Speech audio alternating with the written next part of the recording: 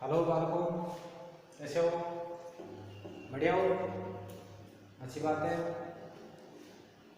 आपकी खुशहाली की कामना करते हैं हम। देखो बेटाओ, अपनी बात पर आते हैं। अपने जो लेसन था समकालीन विश्व में अमेरिकी वर्चस्व, तीसरा लेसन चला था आपके, और इसमें आपने सैन्य वर्चस्व को देखा, ढांचागत रूप में जो है अमेरिकी वर्चस्व को आपने देखा। अगला जो आपका बिंदु है वो है वर्चस्व सांस्कृतिक अर्थ में। वर्चस्व सांस्कृतिक अर्थ में, तो सांस्कृतिक अर्थ में अमेरिका का वर्चस्व किस रूप से स्थापित हुआ, किस रूप में है? तो देखो, अमेरिकी वर्चस्व को शुद्ध रूप से, अगर अमेरिकी वर्चस्व को हम शुद्ध रूप से सैनिक और आर्थिक संदर्भ में देखें तो ये हमारी भूल होगी, क्योंकि केवल सैन्य और आर्थिक संदर्भ में ही अमेरिका ने वर्चस्व स्थापित नहीं किया है। सैन्य और ढांचागत जो आपके वर्चस्व के रूप में ही वर्चस्व स्थापित नहीं किया अमेरिका ने जो है आपके विचारधाराओं या सांस्कृतिक आधार पर भी वर्चस्व स्थापित किया है। सांस्कृतिक वर्चस्व भी कहते हैं, विचारधारा का वर्चस्व भी कहते हैं। तो विचारधारा के आधार पर भी अमेरिका ने क्या किया है? वर्चस्व स्थापित किया है। देखो आपके, अगर सांस्कृतिक संदर्भ में हम उसको समझें तो वर्चस्व का ये तीसरा जो रूप है, वर्चस्व का तीसरा रूप है जिसका बता दिया मैंने आपसे। वर्चस्व का जो तीसरा रूप है आपके सांस्कृतिक रूप अर्थ में, इसका अर्थ या इसका रिश्ता जो है आपके सहमति करने से होता है। सहमति करना, अपनी बात को मनवाना, अपने विचार को मनवाना। आपको हमारा कोई विचार है, हम प्रकट करते हैं, आप उससे सहमत हो जाते हो तो सहमति करना होगा कि विचार को मनाइए। अगर नहीं मानते हो तो उसको समझाने का प्रयास करते हैं इस आधार पर कि आप उस विचार को मान जाओ, तो उसको सहमति होगी। हालांकि सहमति दो प्रकार की होती है, तो भय के द्वारा सहमत करना और एक जो है आपके प्रेम से सहमत करना, प्रेम समझाने से सहमत करना। तो जो प्रेम से या समझाने से सहमत हो जाता है वो तरीका सबसे बढ़िया होता है, कारगर तरीका माना जाता है। तो ये जो तीसरा अर्थ है इसका मतलब है आपके सहमति करने की ताकत से है कि कोई देश दूसरे को किस प्रकार प्रभावित करता है, दूसरे देश को, दूसरे देश के विचारों को, दूसरे देश की संस्कृति को किस प्रकार। जैसे मान लो मैं हूं, अगर एक व्यक्ति है तो व्यक्ति के बारे में, तो एक व्यक्ति दूसरे व्यक्ति को कैसे सहमत करता है अपने विचारों से। तो सहमत करने की ये ताकत है, यही आपके सांस्कृतिक वर्चस्व कहलाता है। तो इसका रिश्ता सहमति करने की ताकत से है। यहाँ वर्चस्व का आश्रय क्या है? आपके सामाजिक, राजनीतिक और विचारधारा के धरातल पर किसी वर्ग की बढ़त या दबदबा है। अगर कोई व्यक्ति या कोई देश सामाजिक, राजनीतिक और विचारधारा इनके धरातल पर अगर कोई भी वर्ग या कोई भी देश अपनी बढ़त बना लेता है या अपना दबदबा बना लेता है तो उसे हम क्या कहते हैं? वर्चस्व कहते हैं। तो ये वर्चस्व का अर्थ क्या होता है? सामाजिक, राजनीतिक और विचारधारा के धरातल पर किसी वर्ग की बढ़त या वर्ग का दबदबा क्या कराता है? आपके वर्चस्व कराता है। कोई प्रभुत्वशाली वर्ग या देश भी हो सकता है, कोई प्रभुत्वशाली वर्ग या देश अपने असर में रहने वाले लोगों को इस तरह सहमत कर सकता है कि वे दुनिया को अब उसी की नजर से देखें। अगर मैं प्रभुत्वशाली हूं और आपको इस प्रकार प्रभावित करता हूं कि जैसे मैं दूसरों के बारे में देखता हूं, जैसा मैं दूसरों के बारे में सोचता हूं, वैसा ही आप सोचने लग जाए, तो ये वर्चस्व का हो गया कि मैंने आप पर वर्चस्व स्थापित कर लिया, इसलिए आप मेरे वर्चस्व में आ गए। वैसा ही जैसे मैं सोच रहा हूँ वैसा ही आप सोच रहे हैं, मैं जैसा दूसरों को देख रहा हूँ जिस दृष्टि से, जिस विचार से, उसी विचार से आप देख रहे हैं। तो ये एक प्रभुत्वशाली देश या प्रभुत्वशाली वर्ग जब ऐसा करता है, देश के मामले में तो शक्तिशाली देश दूसरे देशों पर अपना प्रभाव इस रूप में जमा लेता है। जो देश उसके प्रभाव में आते हैं उन देशों पर ऐसा प्रभाव जमा लेता है कि दूसरे देश भी क्या करते हैं? दुनिया को उसी रूप में देखते हैं जैसा कि प्रभावशाली देश देख रहा है।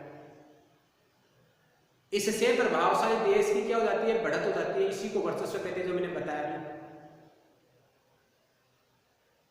कि अगर मैं प्रभावशाली हूं, आप मेरे से प्रभावित है और मेरे प्रभाव से आप प्रभावित है, और मैं जैसा दूसरों को देखता हूं, जैसा दूसरों के बारे में सोचता हूं, वैसा ही आप सोचने लग जाते हैं, तो इसका मतलब मेरे आपके ऊपर मेरा वर्चस्व स्थापित हो गया।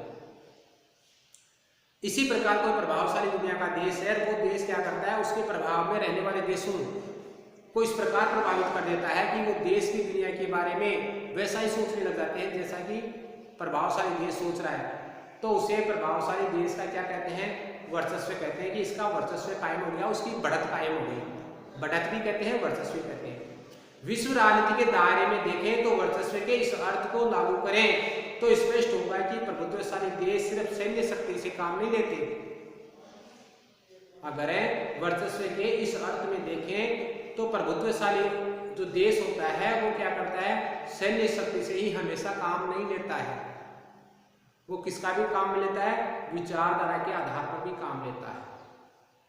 एक देश अपने प्रतिद्वंदी को अपने से कमजोर देशों के बर्ताव व्यवहार को अपने मनमाफिक बनाने के लिए विचारधारा से जुड़े हुए साधनों का भी उपयोग लेता है। कहने का मतलब मेरा यह है सारी बात का कि प्रभावशाली जो देश होता है वो हमेशा सैनिक शक्ति का ही प्रयोग नहीं करता है अपने प्रभाव को बढ़ाने के लिए। वो अपने प्रतिद्वंदी या अपने से कमजोर जो देश है उन पर अपना प्रभाव बनाने के लिए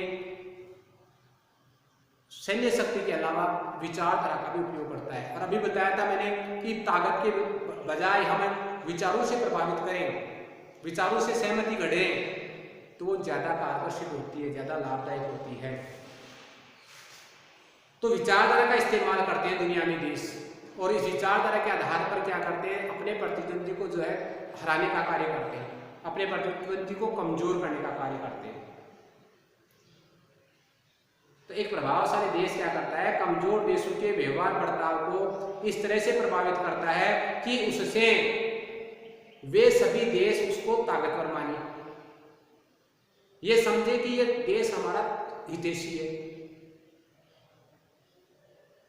इसी से क्या होता है, उस प्रभावशाली देश का प्राबल्य बना रहता है, शक्ति बनी रहती है, प्रभाव बना रहता है। कब है, जब एक शक्तिशाली व्यक्ति मान लो या देश मान लो, देश ही मान लेते हैं, तो देश क्या करता है, अपने से कमजोर देशों के ऊपर इस प्रकार की विचारधारा थोपता है, इस प्रकार की विचारधारा लाता है कि दूसरे जो कमजोर देश है उस विचारधारा को उसी के अनुसार देखने लग जाते हैं। जैसा प्रभावशाली देश देख रहा है उस विचारधारा में वैसा ही देखने लग जाता है, वैसा ही सोचने लग जाता है। वो प्रभावशाली देश का उस विचारधारा के आधार पर क्या करने लग जाते हैं, समर्थन करने लग जाते हैं। तो जब हम किसी भी व्यक्ति का समर्थन करते हैं, किसी देश का समर्थन करते हैं, तो उस देश की ताकत बढ़ेगी, घटेगी, बढ़ेगी। ताकत बढ़ने का मतलब प्रभाव बढ़ा। ताकत आर्थिक भी होती है, राजनीतिक भी होती है, जनतांत्रिक भी होती है। तो लोगों की जो है सहमति मिल गई तो ताकत बढ़ गई, ऐसे उसकी ताकत बढ़ जाती है। और इस ताकत को ही हम क्या कहते हैं, वर्चस्व कहते हैं। तो इस तरह देखो, आपके प्रभावशाली देश जोर जबरदस्ती और रजामंदी दोनों ही तरीकों को अपनाते हैं, किसके लिए, अपना वर्चस्व स्थापित करने के लिए। कोई भी प्रभुत्वशाली देश क्या करता है, अपना प्रभुत्व स्थापित करने के लिए जोर जबरदस्ती अर्थात सैनिक शक्ति का उपयोग भी करता है, तो रजामंदी के आधार पर भी जो है आपके अपना प्रभाव स्थापित करने का प्रयास करता है। और विचारधारा के माध्यम से अपना प्रभाव स्थापित करना रजामंदी में आता है। और मैंने ये भी बता दिया कि रजामंदी विचारधारा के आधार पर प्रभावित करने का जो तरीका है वो ज्यादा कारगर साबित होता है, क्योंकि वो स्थायी होता है। वो मानसिक रूप से भी व्यक्ति को क्या करता है, प्रभावित कर देता है। जोर जबरदस्ती वाले में तो जब तक भय बना रहता है तब तक ही हम क्या करते हैं, उसका समर्थन करते हैं, उसके प्रभाव में रहते हैं। लेकिन जैसे ही उसकी शक्ति कमजोर हो जाएगी हम उसके प्रभाव में नहीं रहेंगे। लेकिन रजामंदी वाला जो विचारधारा वाला जो तरीका है, रजामंदी वाला तरीका है, उसमें हम क्या करते हैं, उसकी शक्ति कमजोर हो जाए तो भी हम क्या करते हैं, उसकी विचारधारा का समर्थन करते हैं। आज अगर विश्व की बात करें तो विश्व में अमेरिका का जो दबदबा है वो सिर्फ उसकी सैन्य शक्ति और आर्थिक बढ़त के कारण ही नहीं है, जो पहले बता दिया मैंने। सैन्य शक्ति या उसकी आर्थिक बढ़त अर्थात ढांचागत ताकत के बल पर ही उसका वर्चस्व नहीं है, बल्कि उसका वर्चस्व जो है उसकी दुनिया के हर देश में, दुनिया के अधिकांश देशों में सांस्कृतिक मौजूदगी के कारण भी है। अमेरिका की संस्कृति दुनिया के सभी देशों में मिलेगी, चाहे वो किसी भी रूप में हो। किसी देश में जो है वो छोटे रूप में है, तो किसी देश में वो बड़े रूप में है। तो उसकी सांस्कृतिक मौजूदगी भी क्या है, अमेरिकी वर्चस्व का एक कारण है।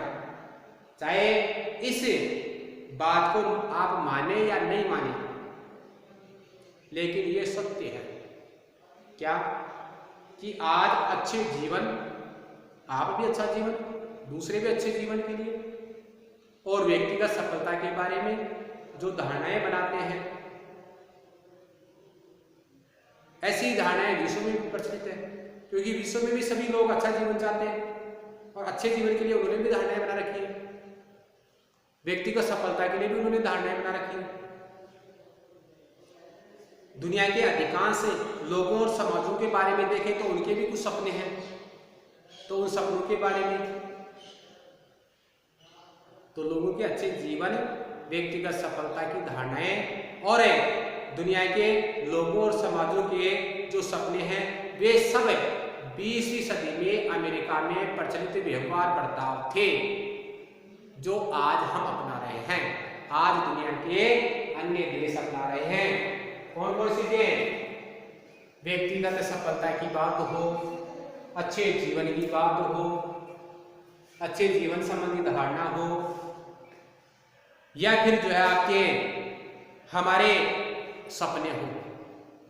ये धारणाएं और ये सपने 20वीं सदी में जो है कहाँ प्रचलित थे? अमेरिका के व्यवहार बर्ताव में प्रचलित थे। इसका मतलब ये चीजें हमने कहाँ से ले ली? अमेरिका से ग्रहण कर ली, और अमेरिका ने हमारे को इन चीजों के बारे में सहमत कर लिया, गढ़ दिया। इसका मतलब ये हुआ है कि जिस दृष्टि से आज अमेरिका दुनिया को देखता है, उसी दृष्टि से हम देखते हैं। अमेरिकी संस्कृति बड़ी लुभावनी है, लुभाने वाली, आकर्षित करने वाली।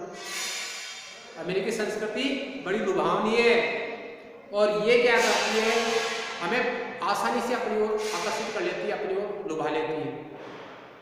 इसी कारण सबसे ज्यादा ताकतवर अमेरिका है, क्योंकि उसकी संस्कृति क्या करती है, लुभावनी है, और हम उसकी ओर आकर्षित हो जाते हैं। और इस प्रकार देश क्या हो गए, दुनिया के उसकी संस्कृति के अधीन हो गए, उसकी संस्कृति में आ गए, और इस प्रकार जो है उसका सांस्कृतिक वर्चस्व स्थापित हो गया। वर्चस्व का ये जो सांस्कृतिक पहलू है, जहां जोर जबरदस्ती से नहीं बल्कि रजामंदी से बात मनाई जाती है। तो देखो, ये अमेरिका का जो आपके सांस्कृतिक वर्चस्व स्थापित करने का जो पहलू है, पक्ष है, ये एक ऐसा पक्ष है, इसमें जोर जबरदस्ती का उपयोग नहीं किया गया, केवल रजामंदी से के माध्यम से क्या कर दिया गया, संस्कृति को थोप दिया गया दुनिया के सभी देशों पर। समय गुजरने के साथ साथ हम आज इतने अभ्यस्त हो गए अमेरिकी संस्कृति के कि वो हमें बहुत ही सहज लगती है। जिस प्रकार हमारे आसपास में पेड़ पौधे हैं, हमारा पर्यावरण है, हमारी नदियां हैं, पहाड़ है, जो भी हमारे आसपास में है, जो हमें सहज लग रहे हैं, ये तो बहुत समय पहले से है, ऐसे सहज लग रहे हैं, सरल लग रहे हैं। वैसे ही अमेरिकी संस्कृति आज हमें बहुत ही सहज लग रही है, सरल लग रही है। इसका कारण क्या है? अमेरिका द्वारा रजामंदी से अपनी संस्कृति को दुनिया के देशों के ऊपर थोपना या डालना, रजामंदी से।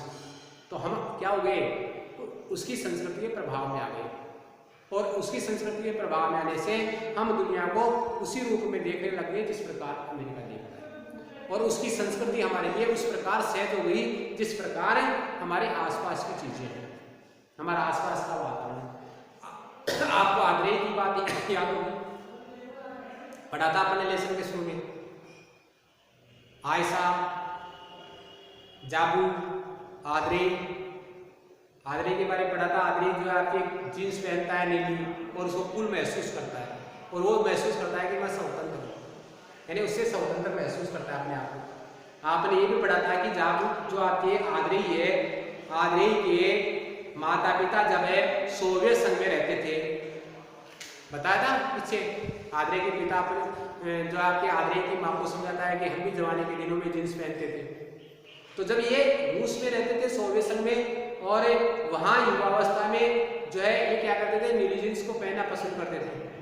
और उस समय की जो रूस की स्थिति थी, रूस के युवाओं की स्थिति थी, वो स्थिति ऐसी थी कि वे अपनी महीनों की तनख्वाह इकट्ठी करते थे, किसके लिए, नीली जींस खरीदने के लिए। देख लो आप, अमेरिका की पोशाक है ये नीली जींस, नीली जींस अमेरिकी पोशाक है। और इस पोशाक के प्रभाव में इतने अधीन हो गए, इतने आ गए वहाँ के लोग कि वो नीली जींस को खरीदने के लिए अपनी महीनों की तनख्वाह को जो है इकट्ठा करते थे। और जींस उनको कहाँ मिलती थी, चोर बाजार में मिलती थी, क्योंकि अमेरिका में आयात नहीं होता था, बाहर से वस्तु नहीं मंगाई जाती थी। इसलिए चोरी छिपे जो है आपके जो वहाँ पर पर्यटक आते थे, वो पर्यटक लाते थे जींस, और उनको चोर बाजार में क्या किया जाता था, बेचा जाता था। और यहाँ के जो युवा है वो चोर बाजार से क्या करते थे, जींस को खरीदते थे।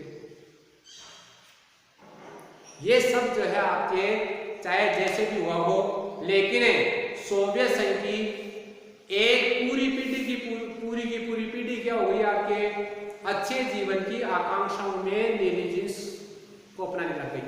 अर्थात यूं कह सकते हैं कि नीली जींस सोवियत संघ की एक जो युवा पीढ़ी है उसकी अच्छे जीवन की आकांक्षा बन गई, इच्छा बन गई कि उसके पास में नीली जींस होनी ही चाहिए। ये एक ऐसा प्रतीक बन गई, एक ऐसा जीवन जो सोवियत संघ में उपलब्ध नहीं है। नीली जींस एक ऐसे जीवन का प्रतीक बन गई जो आपके सोवियत संघ में उपलब्ध नहीं है। ऐसा अमेरिका ने क्यों किया, क्योंकि अमेरिका जानता था कि युद्ध में सैन्य शक्ति के दायरे में सोवियत संघ जो है आपके सोवियत संघ को मात नहीं दे सकता। अमेरिका सैन्य शक्ति के मामले में सोवियत संघ को मात नहीं दे सकता, इसलिए सोवियत संघ को हराने के लिए उसने क्या किया, सांस्कृतिक प्रभाव का, सांस्कृतिक वर्चस्व को स्थापित करने का प्रयास किया। उसमें वो सफल भी हुआ और सोवियत संघ को पछाड़ भी पाया, सोवियत संघ को पछाड़ भी पाया। तो शीत युद्ध के दौरान देखो आपने, अमेरिका को लगा कि सैन्य शक्ति के मामले में वो जो है आपके सोवियत संघ को मात नहीं दे सकता, इसलिए अमेरिका ने ढांचागत ताकत और सांस्कृतिक प्रभुत्व के दायरे में रहते हुए सोवियत संघ से बाजी मारी। ढांचागत यानी आर्थिक विकास किया, प्रौद्योगिक विकास भी किया अमेरिका ने साथ साथ है, और अपनी संस्कृति का भी जो है आपके प्रभाव स्थापित करने का प्रयास किया, ताकि सोवियत संघ के लोग जो है अमेरिका के अनुसार सोचने लग जाए। सोवियत संघ की केंद्रीकृत और आपकी नियोजित अर्थव्यवस्था थी, मैंने बताया था आपके। केंद्रीकृत का मतलब क्या है कि सारी अर्थव्यवस्था केंद्र सरकार के अधीन थी। नियोजित का मतलब योजनाबद्ध।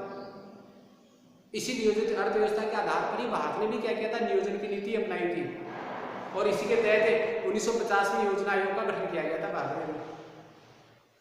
तो उसकी नियोजित नीति थी, इसकी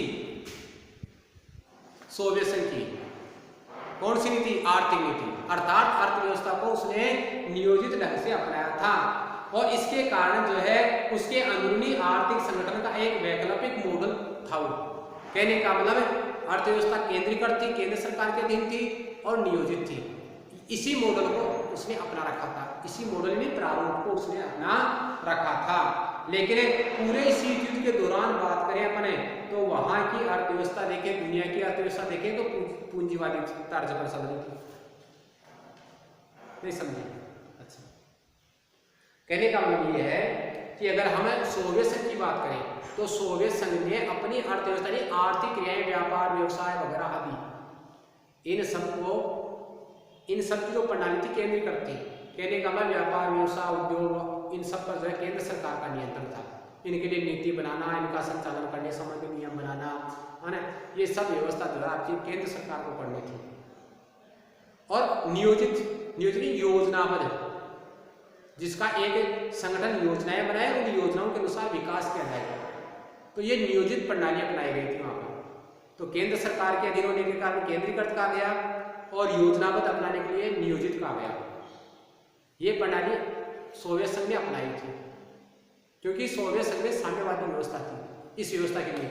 लेकिन दुनिया के दूसरे देश थे, उनमें पूंजीवादी व्यवस्था क्या हो रही थी, चल रही थी। सोवियत संघ में तो साम्यवादी व्यवस्था चल रही थी, लेकिन दूसरे देशों में क्या चल रही थी, आपके शीत युद्ध के दौरान पूंजीवादी व्यवस्था चल रही थी। उसी पूंजीवादी अर्थव्यवस्था की तर्ज पर ही,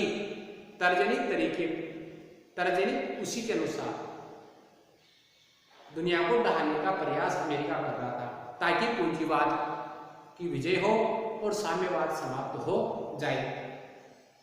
अमेरिका ने की सबसे जो बड़ी जीत है वो सांस्कृतिक प्रभुत्व के दायरे में हासिल है। अमेरिका ने सबसे बड़ी जो जीत हासिल की वो किस दायरे में हासिल की, सांस्कृतिक प्रभुत्व के दायरे में, क्योंकि उसकी संस्कृति का प्रभाव जो आपके सोवियत संघ तक पहुंच गया। इसी प्रभाव से उसे सोवियत संघ की दो पीढ़ियों के बीच में युवा और वर्ग गुजर जो पीढ़ी है उसमें अंतर कर दिया। युवा किसको पसंद करने लगे, जींस को, और बाकी जो थे लोग वो किसको पसंद करते थे, सोवियत संघ की संस्कृति को। तो इस प्रकार संस्कृति के आधार पर उन्होंने दो पीढ़ियों में क्या कर दिया, आपके दरार उत्पन्न कर दी। अब आप देख सकते हैं कि सोवियत संघ के लोगों में नीली जींस के प्रति कितनी दीवानगी थी,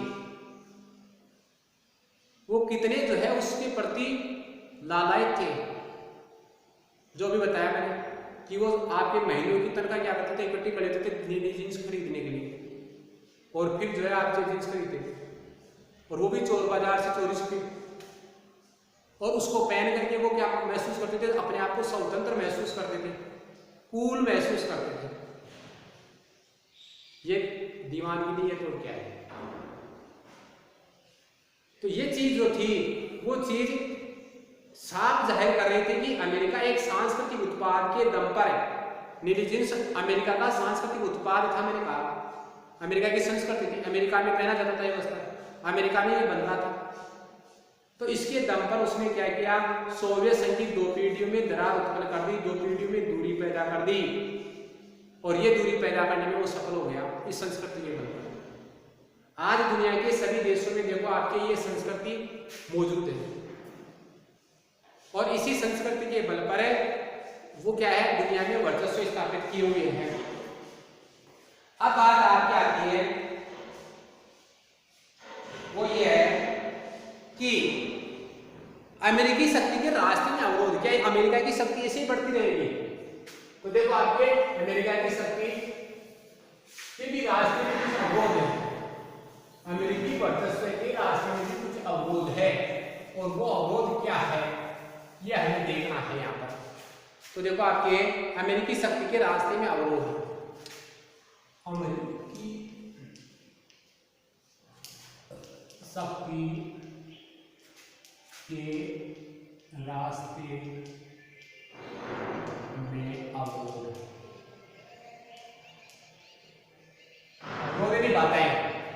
अवरोध नहीं बातें हैं। तो देखो आपके इतिहास बताता है कि साम्राज्यों का पतन होता है वो अंदरूनी कमियों के कारण होता है। कोई भी साम्राज्य है उसका जो पतन हुआ है वो पतन उसकी अंदरूनी खुद की कमियों के कारण हुआ है।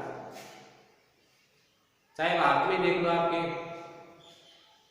मौर्य साम्राज्य हो, गुप्त साम्राज्य हो, मुगल साम्राज्य हो, इन सब का पतन हुआ है तो वो उनकी अंदरूनी कमियों के कारण ही हुआ है।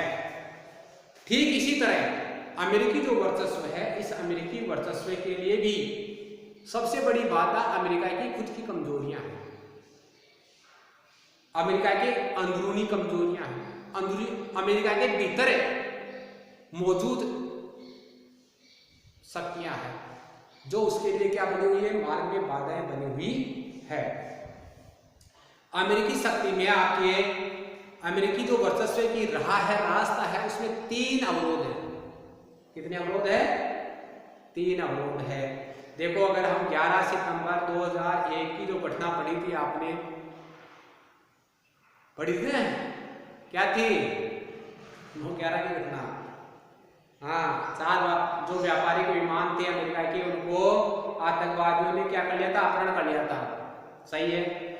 तो ये जो घटना पड़ी थी, इस घटना के बाद अमेरिका में जो घटना घटी कब, 11 सितंबर 2001 को ये घटना घटी थी। उसके बाद के सालों की या वर्षों की बात करें तो ये व्यवस्था एक तरह से जो आपके निष्क्रिय जान पड़ने लगी।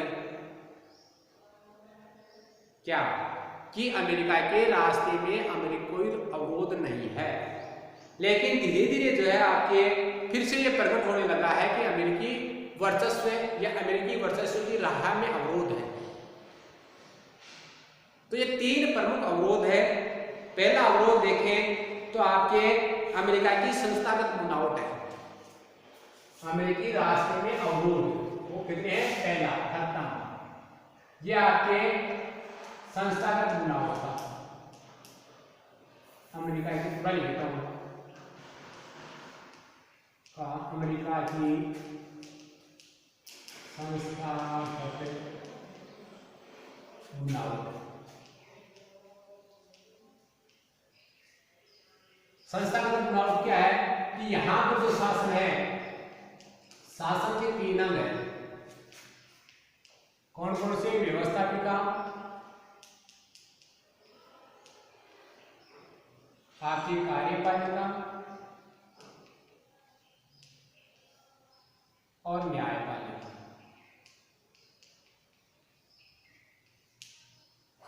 हाँ, ये 3 अंग है। ये 3 अंग क्या करते हैं? कार्यपालिका द्वारा, ये कार्यपालिका को अधिकार है सैन्य शक्ति का उपयोग करने का, सैन्य प्रयोग का अधिकार किसको? कार्यपालिका को। तो आपके अनियंत्रित यानी बेलगाम या अनियंत्रित प्रयोग करने पर ये दोनों अंग क्या करते हैं? अवरोध उत्पन्न करते हैं, अंकुश लगाते हैं। तो यहाँ पर अमेरिका की कार्यपालिका अपने सैन्य शक्ति का जो है आपके बेलगाम प्रयोग नहीं कर सकती। तो पहला जो आपके बाधा है वो तो बाधा क्या हो गई? अमेरिका की संस्थागत बनावट। अगर अमेरिका में ये तीनों में नहीं होते, केवल कार्यपालिका ही शासन करती, तो कार्यपालिका अपनी मनमर्जी से क्या कर सकती थी? दुनिया पर सैन्य शक्ति का प्रयोग कर सकती थी बेलगाम, बिना रोक टोक के। लेकिन ये संस्थाएं क्या करती है? आपके रोक टोक करती है, उसे अपनी मर्जी से जो आपके सैन्य शक्ति का उपयोग नहीं करने देती। दूसरी जो बात है वो भी आपके अमेरिका की अंदरूनी है, और वो है अमेरिकी समाज की प्रकृति। दूसरा जो आपके अवरोध है वो है अमेरिकी समाज की प्रकृति, उन्मुक्त प्रकृति का है। अमेरिकी समाज जो है अमेरिका का समाज उन्मुक्त प्रकृति का है। कौन सी प्रकृति का है? उन्मुक्त प्रकृति का है। तो अमेरिका की ताकत में आने वाली दूसरी जो आपके अवरोध है, दूसरी अड़चन है, वो भी अमेरिका की अंदरूनी है। और वो क्या है? वो अड़चन है आपके अमेरिकी समाज की अपनी प्रकृति। जो अमेरिकी समाज अपनी प्रकृति से उन्मुक्त समाज है, स्वतंत्र विचार रखने वाला समाज है। अमेरिका में देखो आपके जनसंचार के साधन है, समय समय पर वो जो है जनमत को एक खास दिशा देने का प्रयास करते हैं और खास दिशा देने में सफल भी हो जाते हैं। लेकिन अमेरिका की जो राजनीतिक संस्कृति है, राजनीतिक संस्कृति में शासन के उद्देश्यों और तरीकों के प्रति जो है संदेह का भाव है। अर्थात वहाँ की जो जनता है, जनता में राजनीतिक संस्कृति होता है। जनता राजनीतिक व्यवस्थाओं के बारे में जानकारी करती है तो उसे राजनीतिक संस्कृति कहते हैं। इस प्रकार परिवार में हम बोलना, चलना, व्यवहार करना, आदर करना ये सिखाते हैं। वैसे ही राजनीतिक संस्कृति भी जो है आपके एक सीखने सिखाने का तरीका है। राजनीतिक व्यवस्थाओं के बारे में ज्ञान प्राप्त करना राजनीतिक संस्कृति में आता है। तो राजनीतिक व्यवस्थाओं का जो ज्ञान है लोगों को, वो ज्ञान क्या करता है? लोगों में शंका का भाव उत्पन्न करता है। किसके प्रति? शासन के प्रति संदेह का भाव उत्पन्न करता है। और अमेरिका के विदेशी जो सैन्य अभियान है उन पर यह शंका क्या करती है? अंकुश लगाती है। और अंकुश लगाने में इसी शंका ने क्या किया है? कारगर उपाय किया है, कारगर कार्य किया है, कारगर भूमिका निभाई है। क्योंकि वहाँ की जनता में जैसे वहाँ की सरकार कोई ना कोई विदेशी अभियान पर सेना भेजने का प्रयास करती है, भेजती है, तो तो वहाँ की जनता सरकार के प्रति शंका का भाव अपनाती है, शंका से देखने लग जाती है और विरोध करती है। तो विरोध होता है तो इसका मतलब ये हुआ है कि वो सरकार वहाँ की मनमर्जी से सैन्य शक्ति का उपयोग नहीं कर सकती। तीसरा कारण देखो आपके, तीसरा जो आपके रोक है, अवरोध है, बाधा है, वो क्या है? तीसरी बात है आपके नाटो। नाटो में बता था आपको उत्तर अटलांटिक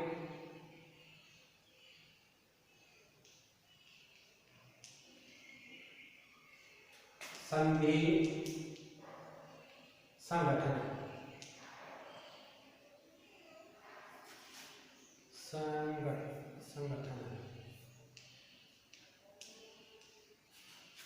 संधि संगठन, ये आपके नाटो है।